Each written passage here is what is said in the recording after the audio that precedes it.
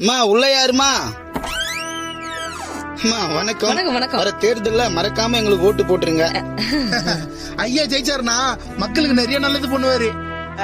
ஓட்டு தானே ஓட்டா போச்சு.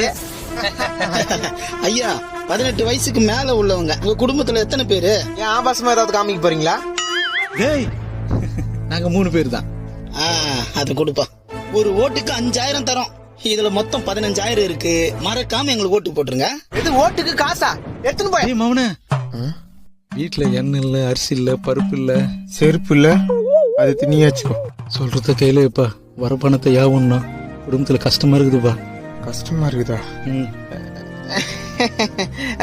கொடுங்க. கண்டிப்பா எங்க 3 பேரோட ஓட்டு உங்களுக்கு தான்.